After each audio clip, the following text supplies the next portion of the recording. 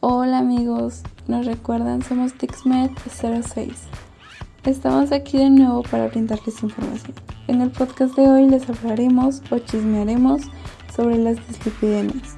Un término que es algo raro, pero amigos, no se preocupen, les contaremos a detalle qué son estas enfermedades. Bueno, ¿qué son las dislipidemias? Las dislipidemias son un conjunto de enfermedades asintomáticas causadas por concentraciones anormales de las lipoproteínas sanguíneas. Se clasifican por síndromes que engloban diversas etiologías y distintos riesgos cardiovasculares. Las enfermedades cardiovasculares constituyen la primera causa de muerte en México. Entre los factores de riesgo se encuentra la hipercolesterolemia. ¿Ya la habías escuchado? Se dice que cuya incidencia ha ido en aumento por el consumo de grasas saturadas, el sedentarismo y otros factores de riesgo mayores como el tabaquismo, la diabetes y la hipertensión arterial. Les platicaré un poco sobre la hipercolesterolemia. Esto es cuando hay niveles elevados de colesterol en la sangre.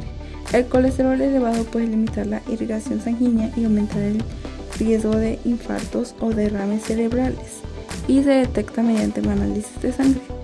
Las enfermedades crónicas no transmisibles son el problema de salud primario en México, y entre ellas la enfermedad coronaria y la diabetes son las dos primeras causas de muerte en el país, seguidos de los eventos vasculares cerebrales tromboembólicos.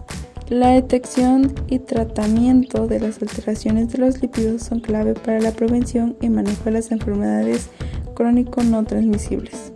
El diagnóstico clínico de las dislipidemias se basa en los niveles séricos de las lipoproteínas y de sus lípidos o el depósito de ellos en la piel y tendones. En relación con los límites de normalidad de los lípidos, se ha considerado su evaluación con base en el riesgo cardiovascular. Se consideran niveles bajos de colesterol HDL cuando estos se encuentran por debajo de 40 miligramos sobre decilitro. En triglicéridos, el punto de corte sugerido por Adult Treatment Panel 3 es en 150 miligramos sobre decilitro. En el colesterol total y colesterol LDL, el Adult Treatment Panel 3 considera como normales los niveles inferiores a 200 miligramos sobre decilitro, limítrofes cuando se encuentran entre 200 y 239 miligramos sobre decilitro, y altos cuando son mayores a 240 miligramos sobre decilitro. Para niveles de la identificación de los casos de riesgo, un nivel de 200 miligramos sobre decilitro ya define a un paciente con hipercolesterolemia. Para evitar esta enfermedad, les hablaremos sobre los hábitos alimentarios y el ejercicio físico, porque claro que estos factores son muy necesarios para mantenernos sanos. Las recomendaciones son: la ingesta de sal no debe exceder los 5 gramos al día, así que vayan bajando esas pizcas de sal que le echan a los tacos. El cambio en el estilo de vida es fundamental como estrategia de prevención primaria y secundaria. Se debe reducir la ingesta calórica de 300 a 500 calorías al día y aumentar el gasto energético con ejercicio físico de intensidad moderada en las personas con sobrepeso y obesidad corporal y abdominal. La ingesta de azúcares no debe exceder el 10% de la ingesta calórica total. La ingesta de hidratos de carbono puede variar entre 45 y 55% de la energía total. Se recomienda consumir verduras, legumbres, fruta fresca o seca y cereales integrales, así como otros alimentos ricos en fibra con bajo índice glucémico y que aporten la adecuada cantidad y variedad de antioxidantes. Quiero que presten atención en esto que me sube porque son los porcentajes que más se recomiendan. El plan de alimentación debe considerar los siguientes porcentajes de proteínas, grasas y carbohidratos: 45 a 55% de carbohidratos y menor porcentaje de los simples, 25 a 35% de grasas, que esto es menor de 7% de saturadas, 20% de monoinsaturados y 10% de poliinsaturadas, así como 5 a 20% de proteínas. Espero que haya quedado muy claro las ciertas recomendaciones que les brindamos nosotros hacia ustedes para que no seamos víctimas de nuestro propio mal que nos llegamos a ocasionar cuando no nos cuidamos. Les voy a recomendar algunos factores de riesgo, los cuales quiero que tomen en cuenta, porque así vamos a estar informados respecto a lo que nos hace daño o no llega a provocar una dislipidemia. Los factores de riesgo son tabaquismo, alcohol, hipertensión arterial, diabetes tipo 2, intolerancia a la glucosa, síndrome metabólico. El uso de medicamentos que modifican el perfil de los lípidos. Las causas secundarias de dislipidemia, que pueden ser hipotiroidismo, síndrome nefrótico, colestasis, insuficiencia renal, hiperglucemia, y los individuos con niveles muy altos de triglicéridos y aquellos con cifras superiores a 900 miligramos sobre decilitro tienen un riesgo incrementado de pancreatitis aguda y deben ser tratados por esta razón. En las mujeres pre y posmenopáusicas, la decisión de iniciar tratamiento debe basarse en su diagnóstico etiológico. Tratamiento farmacológico. Algunos factores ya mencionados se saben comúnmente al consumir en exceso pueden producirnos ciertas enfermedades en nuestro organismo. Pero bueno, también les queremos comentar sobre el tratamiento farmacológico de estas enfermedades, porque claramente es necesario el saber cómo podemos, si lo podemos hacer de esa manera, curarnos de manera farmacológicamente. Existen 6 grupos de medicamentos. Inhibidores de la enzima hidroximetilglutaril coenzima A reductasa, que son estatinas. Inhibidores de la absorción del colesterol, secuestradores de ácidos biliares, derivados del ácido nicótico niacina, derivados del ácido fíbrico y ácidos grasos omega 3.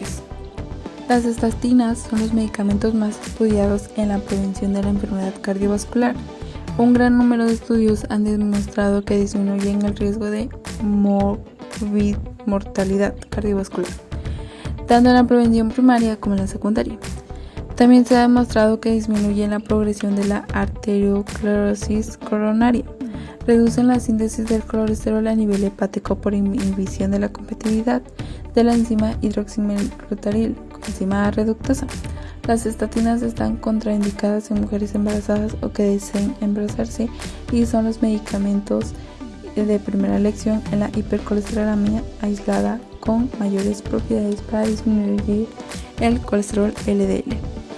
La ezetimiba es el primer fármaco que disminuye los lípidos e inhibe la absorción intestinal de la colesterol en la dieta y ácidos biliares, sin afectar la absorción de nutrientes de las grasas solubles, así como la absorción de colesterol a través del borde intestinal en cepillo, que es en interacción con las proteínas NPC1L1. La dosis de 10 miligramos sobre día de ezetimiba puede ser administrada en la mañana o por la noche, sin importar la ingesta de alimentos. Es importante considerar los efectos secundarios con el uso de estos medicamentos, que pueden ser malestar abdominal, estreñimiento, flatulencia, hemorroides, impostación fecal, fisuras anales y transaminasas altas. La niacina disminuye las LDL y los triglicéridos eleva las HDL. Sus principales efectos secundarios son la rubicundez y el prurito, que aparecen a los 30 minutos de la ingesta y duran casi 30 minutos. Los ácidos grasos omega 3, que son DHA y EPA, son eficaces en dosis altas en el tratamiento de la hipertrigliceridemia severa. Las dosis altas de ácidos grasos omega 3 disminuyen la producción de VLDL y del colesterol ILDL, decrementan 20-45% de los triglicéridos y aumentan 5-10% del colesterol HDL.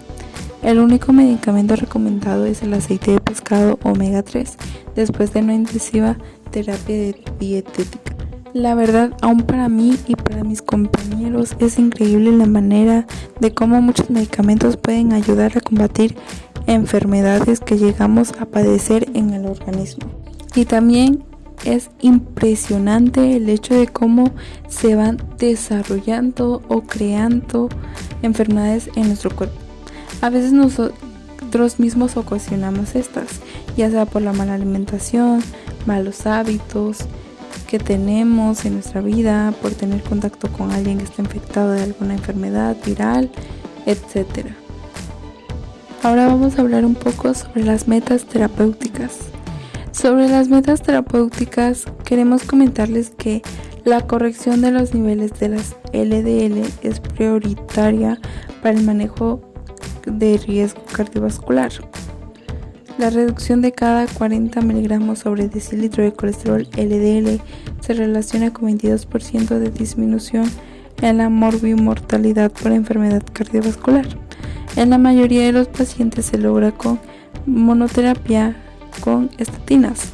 Por lo tanto, en los pacientes con riesgo cardiovascular muy alto, la meta es alcanzar 70 miligramos de L menor del colesterol LDL o reducir 50% sus niveles basales. Las metas suelen dividirse de esta manera. La meta en los pacientes con alto riesgo cardiovascular se extrapoló en varios ensayos clínicos. 2.5 mol sobre litros de colesterol LDL, que es menor de 100 miligramos sobre decilitro, es el nivel indicado para este grupo de pacientes. Las metas secundarias son relación de colesterol total sobre colesterol HDL menor que 4 mol sobre litro, ApoB sobre ApoA1 menor que 0.8 mol sobre litro, no colesterol HDL menor que 3.5 mol sobre L, que es sobre 130 miligramos sobre decilitro, proteína C reactiva menor que 2 miligramos sobre litro y triglicéridos menor de 1.7 mol sobre litros, que es menor de 150 miligramos sobre decilitro. Si bien no hay metas específicas para los niveles de colesterol HDL ni de los triglicéridos, el incremento de nivel del colesterol HDL predice la regresión de la arteriosclerosis y el nivel bajo de colesterol HDL se relaciona con la ocurrencia de eventos cardiovasculares, aun cuando el colesterol LDL sea inferior a 1.8 mol sobre litros, que es menor que 70 miligramos sobre decilitro. Las guías de prevención de la enfermedad cardiovascular recomiendan modular la intervención preventiva conforme al nivel de riesgo. Asimismo, las metas pueden ser menos demandantes cuando el riesgo cardiovascular disminuye de muy alto a alto o moderado.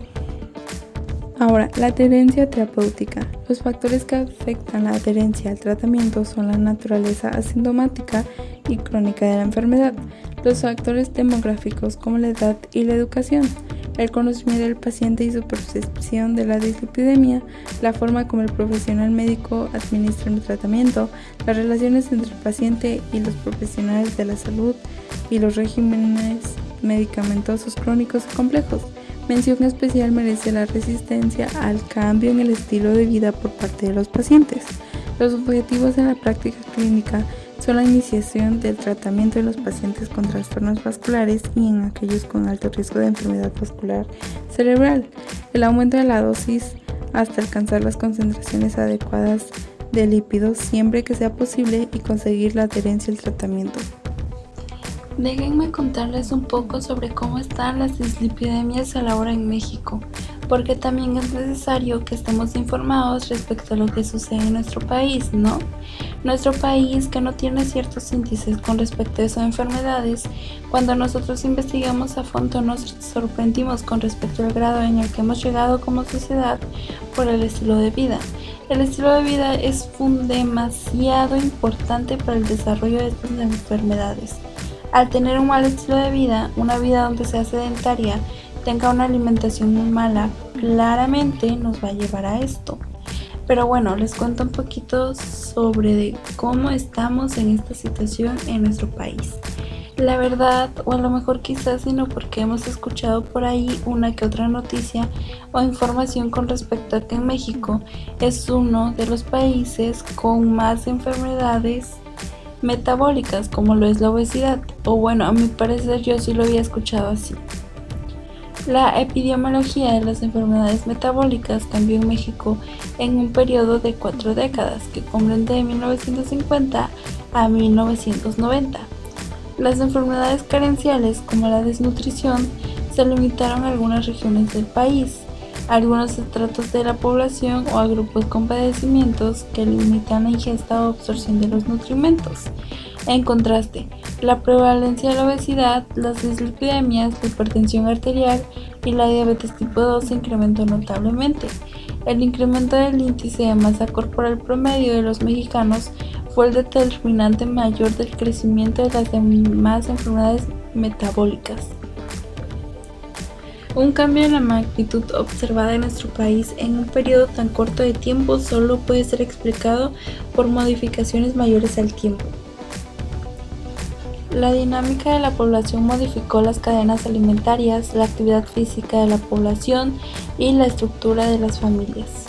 Como resultado, la alimentación sufrió modificaciones profundas caracterizadas por el aumento en el aporte de calorías, grasas saturadas y azúcares simples. El porcentaje de los lactantes que recibieron leche materna por 6 meses o más se redujo debido al uso creciente de fórmulas lácteas. Esto revisado en detalle en otro documento que encontrará en Alimentación para la Salud. El acceso a productos industrializados de bajo valor nutricional creció en especial en zonas suburbanas o de nivel socioeconómico bajo, en donde la disponibilidad de frutas y verduras es insuficiente. El tiempo disponible para la preparación de los alimentos se redujo. El consumo de comida rápida se incorporó a los hábitos de las familias a pesar de su costo y composición. Las labores frente a una pantalla ocuparon proporciones crecientes de la jornada laboral y del tiempo dedicado a la diversión. Las horas dedicadas al ejercicio y a la actividad física se convirtieron en minutos. El tiempo dedicado al transporte creció en proporción directa al deterioro de la calidad de vida, de la inseguridad y de la marginalización en un alto porcentaje de la población. La dinámica de muchas familias resultó en rupturas, deterioro del cuidado de los hijos, aumento de la incidencia de las enfermedades psiquiátricas, de los trastornos de conducta alimentaria y de las adicciones. Quiero que nos demos cuenta de cómo la vida, mejor dicho, la sociedad y la industria nos han ido modificando el estilo de vida que tenemos desde que nacemos, y es increíble porque podemos notar cómo todo ha ido influenciando en parte de nuestra vida. La verdad me aterra el hecho de que por culpa del estilo de vida que nos hemos ido adaptando, las enfermedades están a la hora del día, sin importar a qué edad llegue a presentarse. Pero claro, tenemos que tomar en cuenta que nosotros mismos como humanos somos responsables de nuestras acciones, que tenemos el momento de alimentarnos, hacer un gran ejemplo de tener o no tener actividad física en nuestra vida, lo cual es recomendable, tan siquiera caminar cierto tiempo al día. También por ahí nos salieron algunos índices sobre la obesidad, lo cual claramente aquí en México es uno de los primeros países en tener muchísimos casos de obesidad, tanto infantil como adulta. Es triste ver cómo por culpa del mal estilo de vida que llevamos nos ha ido empujando, por decirlo así, a padecer este tipo de enfermedades. Para que se guíen un poco más y nos sigan entendiendo, pues la causa de la obesidad es un desequilibrio energético entre las calorías que se consumen y las calorías que se gastan a través del ejercicio y de las actividades de la vida cotidiana, por lo que el cuerpo almacena el exceso de calorías en forma de grasa. Algunos de sus factores de riesgo pueden ser la edad. A medida que se envejece, los cambios hormonales y un estilo de vida menos activo contribuyen a la aparición de la obesidad. El sexo femenino, principalmente asociado al embarazo y la menopausia. La obesidad también se presenta en mujeres que tienen síndrome de ovario poliquístico, que es una afección endocrina que impide la correcta ovulación. El sedentarismo. Existe una disminución de la actividad física debido a un estilo de vida sedentario por la automatización de las actividades laborales, de los medios modernos de transporte y de una mayor vida urbana. La raza. La obesidad tiene un alto grado de incidencia en los afrodescendientes y las personas de origen hispano. La alimentación poco saludable. En los últimos 50 años hay una tendencia universal a comer alimentos ricos en grasa, sal y azúcares. Se consumen demasiadas calorías, se abusa de las comidas rápidas y de las bebidas con alto contenido calórico. Los factores genéticos. Algunos estudios genéticos han determinado que la obesidad puede ser hereditaria con genes que influencian en la cantidad de grasa corporal y en su distribución. Se dice que la obesidad afecta a todos los grupos etarios. El porcentaje de niños entre 5 y 11 años con obesidad creció de 14.6% en 2006 a 17.5% en 2018.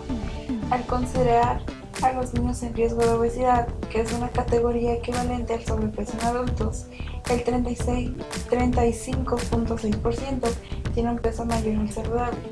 En los adolescentes de 12 a 19 años, el porcentaje con un peso mayor al saludable creció de 34.9 en 2012, que es igual al 21.6% de sobrepeso y 13.3% de obesidad, a 38.4% en 2018, que esto es 23.8% de sobrepeso y 14.6% de obesidad. Al igual que en los adultos, la proporción de los casos con un peso mayor al saludable es mayor en las mujeres, que es sobrepeso 27%, obesidad 14.1% y total 41.1%. Y bueno, eso que en los hombres, que es 15.1%. Otra enfermedad es el síndrome metabólico. Este es un constructo clínico que permite identificar los casos que tienen complicaciones metabólicas asociadas a una menor acción de la insulina y o al depósito de los lípidos en tejidos anormales, ambas condiciones asociadas a un peso corporal excesivo. En la encuesta nacional de 1994, la prevalencia ajustada por edad fue de 13.61%, con la definición del síndrome metabólico propuesto por la OMS, y de 26.6% con los criterios del NCEP del ATP3. Al aplicar estos datos en la distribución de la población encontrada del censo del año 2000, más de 6.7 y 14.3 millones de adultos en México podrían haber estado afectados, respectivamente. Sin importar la definición empleada, casi el 40% de los casos afectados eran menores de 40 años. Pese al diseño transversal del estudio, se observó una mayor prevalencia de sobrevivientes de un evento coronario en los casos con síndrome metabólico. No existe concordancia entre las definiciones del síndrome metabólico en nuestra población. Casi la mitad de los casos considerados como anormales con la definición del NCEP no llegan a los criterios de la OMS. La causa más frecuente de la discrepancia, que es del 78.5%, fue el no llenar el requisito para ser considerado como resistente a la insulina, que es insulina de ayuno mayor de 22.5, el umbral más estricto para definir la hipertensión arterial, y la dislipidemia, empleado por la OMS, fue la causa de la discrepancia en el 21%. Una enfermedad más de la que mencionaremos un poco es sobre la diabetes mellitus. La diabetes mellitus es un grupo de enfermedades metabólicas caracterizadas por defectos en la secreción y o en la acción de la insulina que resulta en hiperglucemia. En los pacientes que viven con diabetes que permanecen sin tratamiento o de los que tienen un pobre control de la enfermedad, se incrementa el riesgo cardiovascular, aumenta el riesgo de retinopatía, amputaciones y falla renal. La intención médica de la diabetes y sus complicaciones conllevan un alto costo para las instituciones médicas y una importante proporción del gasto familiar. La mortalidad de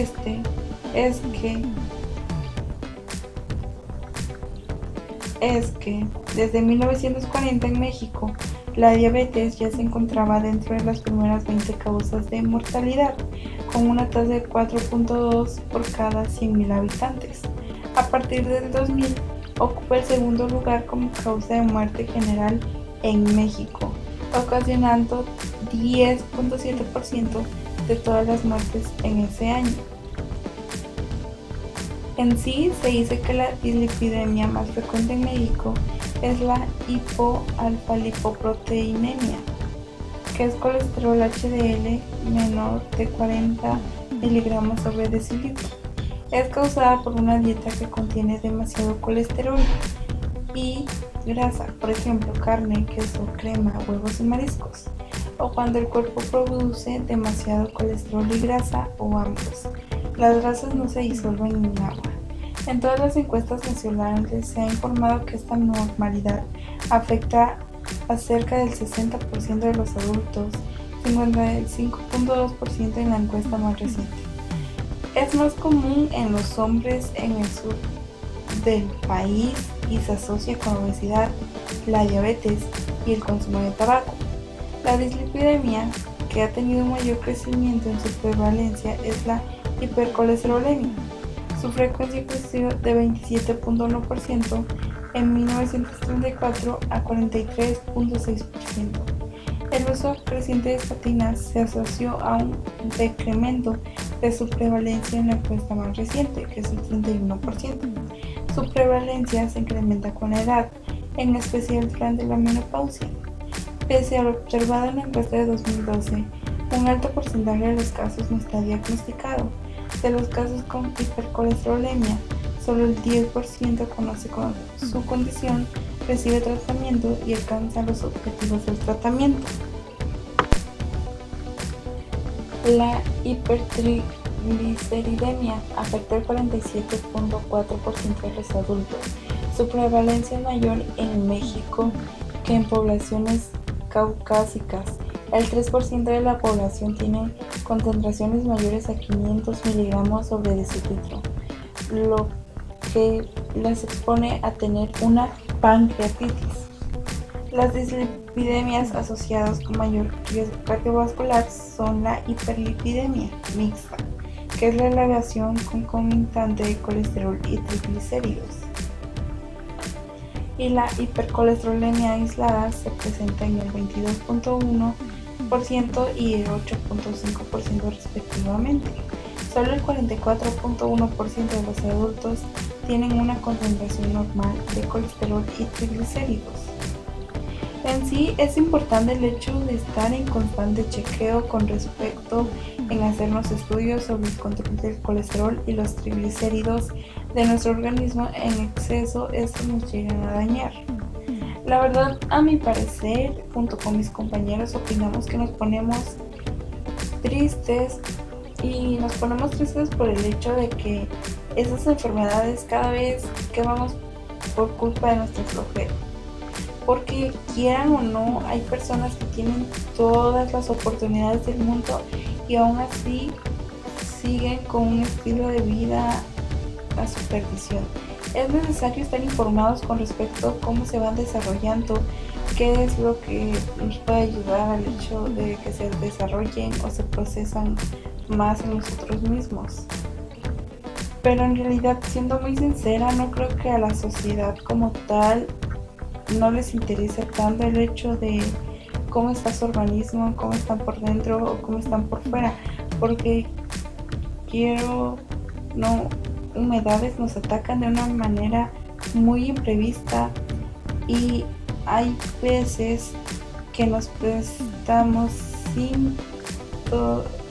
síntomas, estudios, y bueno, es muy preocupante. Por eso hay que estar en constante chequeo con nuestro doctor y hacernos estudios. Tenemos que tener la responsabilidad con respecto a nuestra vida, por decirlo así, porque quieras o no, si no llegamos a enfermar, nos va a afectar tanto personalmente, laboralmente, familiarmente, de cualquier manera. Por eso es muy importante el hecho de cuidarnos. Espero que les haya gustado saber un poquito con respecto a la situación que se vive actualmente en México. La verdad, yo sí me quedé sorprendida, no sé ustedes.